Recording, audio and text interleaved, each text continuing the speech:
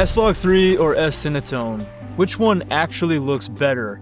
I've bounced back and forth between the two for years. And today I've decided to finally settle it for myself, and I decided to film the entire process so that you can see the differences too. I'm running 3 real-world tests. We're gonna take a look at a studio interview style shot. We'll take a look at an outdoor vlog shot, as well as a product overhead, very simple B-roll type of shot as well. We'll compare S-LOG3 and S-CINETONE side by side. I'll share with you what I'm seeing, what I like, what I don't like, and by the end of it, you'll know exactly which one is right for you. Here we go. Let's knock out the argument about which one is easier to use first, because I think a lot gets a bit misunderstood in the detail here.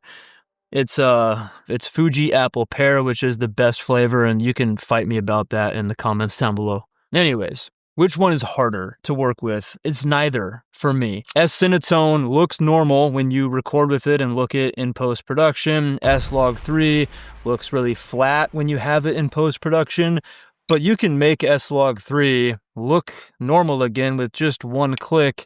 I'll share more with you at the end of the video about how to do that. It's just one click, and regardless of whether it's S-CINETONE or S-LOG3, at least in my experience, if you don't get the exposure or white balance right on them, none of them are better. They both require really good fundamentals for them to look good. So yeah, for me, S-CINETONE, no clicks. S-LOG3, one click to make it look good, assuming you get the foundations, white balance, and exposure done right in camera in the first place. I'm also going to be putting my essential LUT on the clips that we look at today. It's my finishing LUT that I actually use, the LUTs that I sell, and they put those final touches on that well-exposed, proper white balance clip and give it the subtle style that I like, and I want to compare these two profiles for how I'm actually going to use them. Looking at these in our editing software, just a quick note, I have 0 adjustments to either clip in terms of their exposure or white balance. All these clips for today, we shot them in the exact same lighting conditions, the same exposure values, the same white balance, and we have no tweaks in post besides the finishing LUT that I talked about earlier, as well as obviously for the log stuff, we converted it to Rec 709 in a look that we'll actually be wanting to use in our final product.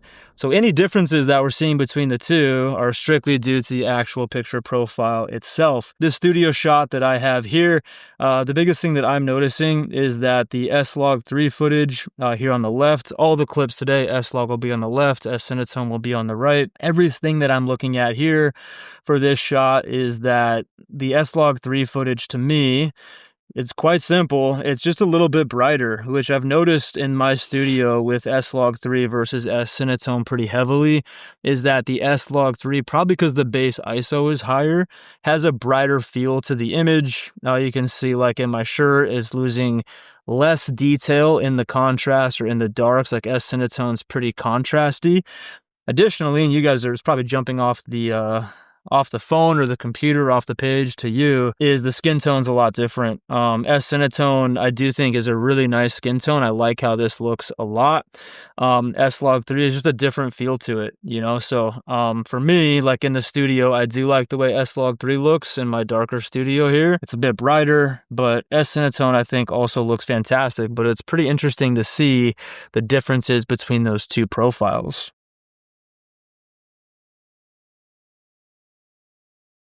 Our next scene is an outdoor vlog style shot. Once again, we have S-LOG3 on the left, S-CINETONE over there on the right. And you guys tell me, if those labels weren't up there, would you even be able to tell the difference? So this is what I've really noticed with S-LOG3 and S-CINETONE. I mean, this scene, it was a cloudy day. You can kind of see that to a certain extent up here. The sun was on my frame right side, so sun was somewhere over here, and there was some clouds kind of passing, you know, behind the sun or in front of the sun here and there. So getting the exact same exposure is a little bit tricky, but we got really close, like incredibly close, and it's just not that big of a difference between S-LOG3 and S-CINETONE. I think it's the biggest thing I've noticed is that for like high key light, like high lighting scenes, where there's a ton of light and not a lot of contrast. Like over here on the studio shot, I notice a lot more differences between S-LOG3. We're just gonna deal with it, y'all. Like I have so many frames here going, I'm just gonna get some weird freeze frames. So there's another one, perfect. But in high contrast scenes, meaning that there's like some bright highlights and some really dark shadows, I notice a big difference between S-LOG3 and S-CINETONE, where S-CINETONE is just a little bit too contrasty for me.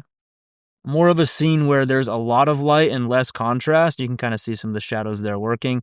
But a scene where there's less contrast and like super dark darks and really bright brights, I have a really hard time telling the difference between the two. If anything, you might make an argument that S-LOG3 has better dynamic range and you have more detail in the sky, but I mean, I think we're splitting hairs, and this really starts to get into the preference-based, what do you like topic for me, because in terms of quality and which one looks best between these two, yeah, there's not much there. And this is our product style shot, side by side, S-LOG3 and S-CINETONE. This one's really interesting because it kind of takes the two shots, the outdoor vlog shot and the studio shot, and combines them to a certain extent. I want you guys to pay attention to like skin tone, the skin tone differences between the two. Also like how bright the whites are. And again, I did expose these to the exact same values. The exposure values here are the same. The white balances are the same. It's just how the two profiles are handling the scene differently. And this one has, similar to the studio shot, it has a high contrast. So our studio shot, high contrast, a lot of darks back here. Skin tones are brighter, and the hat is white here. And then over here, we also have the white desk and the darker product here for high contrast. And then our vlog shot didn't really have, it was like really well lit, and the amount of contrast between the two, you know, wasn't nearly as extreme as our studio shot or this product shot. So the product shot's kind of blending the best of both of those worlds, or more so taking something away from both of those, where there's a ton of light, kind of like the outdoor vlog shot, but it also does have high contrast, and the subtle differences are there. You know, in our regular studio shot, the differences are pretty drastic. Our outdoor scene, I think the differences are next to nothing.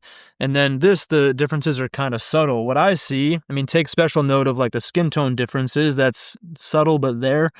The brights over here on the S-CINETONE shot and the darks have much more space. The brights are a lot brighter, the darks are a lot darker. And over here for the S-LOG3 shot, it's just a little bit more flat. All of these things being things that you can, I mean, pretty easily adjust in post, but just apples to apples, profile to profile, you can start to see the differences there between those two, you know, which is pretty interesting. I didn't expect to see a huge difference between this style of shot, between S-LOG3 and S-CINETONE, but there is a difference in the overall look. So after running through all of these tests, here's my takeaway. I'm going to be sticking with S-LOG3 for my YouTube videos. And that's not because S-LOG3 is a superior profile. I just like the way that it looks better. The differences on like a vlog shot are next to nothing. Product stuff, depending on the lighting in the scene, at least the example we looked at, differences are there, but they're pretty subtle. The biggest main difference for me between the two is like this YouTube scene for me. I don't love how S-CINETONE looks. I just don't think it's overall bright enough. And S-LOG3, I do think, handles this scene better to make it still have its like darker feel to it, but overall things aren't too muddy or too lost in the scene. That doesn't mean that S-CINETONE doesn't look fantastic. I mean, I shot this clip just for fun in S-CINETONE and it looks awesome. It's got that low light and a concert style feel, and yeah, S-CINETONE works really well there. S-CINETONE is excellent. You might like it better than S-LOG3. It really comes down to what you like, which is why learning how to do your own effective test shots in your unique scene is so valuable. That's something that I end up recommending and teaching how to do in almost all of my one-on-one question and answer sessions, which if you want to check those out, you can learn more about those in the link down below. Here's how I look at these two profiles. S-CINETONE can be outstanding. If you want a profile that looks good straight out of camera, you're not going to do any exposure editing or color adjustments or color grading, no adjustments in post-production. You want from camera to production done. S-CINETONE is a fantastic profile for that. You also can add LUTs to it, obviously, or color grade it.